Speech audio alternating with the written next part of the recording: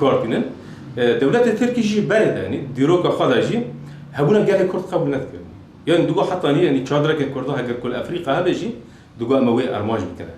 جبو فيجي يعني وقت كو دولة تركيا هيرو كل السرب هريمان يعني كنت عينها دستكتوينا يعني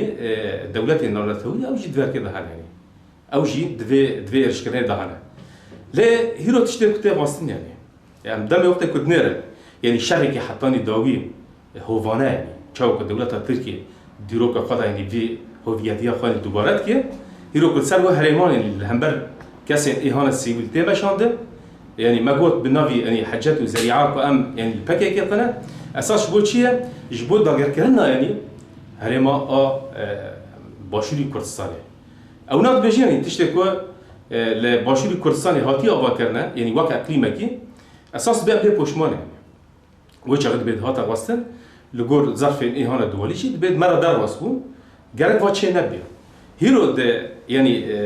ده إيرشكرنا خدا لسروا هريمانا أرمانجي خوي إيكو كانوا بين وهريمانا تب داغر كربك يعني مناسكن دولة تركيا ده باشوري كردستان ده بلكي زيادة 22 بارجة هوانا هن عسكري ده كده هلا تشتي مخابن يعني هريما يا باشور يعني حكومتها هريمجي دوه دري يعني هنا كي جابي خد دغري او جد بنا بتشدا دبنا في هناك برجوندي واندا يا بنا في هناك تهديد السرواندا يا بنا في هناك دستك دايني وانا لهمبر خطي ازادي ايكل وركي يرو غوفين هانا مزن ويرو ايكو هيفيا يعني قال كرت فايجت ده فيجي يعني مقابل راستي حكومتها يعني هرمجي هرم يعني باشور دكي هناك هري مزن ده يعني جرات ده كده قطعنا الوسطك يعني هيرو دم وقتك حفتنين هره يا مثلا ام بيجن قنديل هره يا مثلا باكاكي هره اساس هيرو قال كرت ده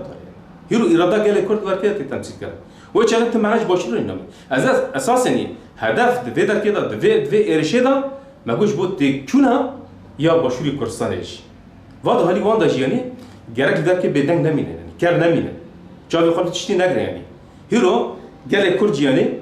خدان درفيتا كبر مثلا هم داري خدا داري خوي هاني هندري دا وداري در واد يعني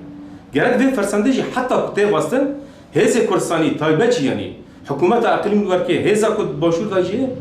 جرك دي تشتي يعني بر دس بك هيرو يعني ريا كذا فرج وقال كرد جرك فيجي تام حكسك دي قناعتي دابي او هيزا دوار كدش دي قناعتي دابي دالي دنداش يعني حكومت العراق يجي هيرو امناس كن باشوري كردستاني وقت اقليمكي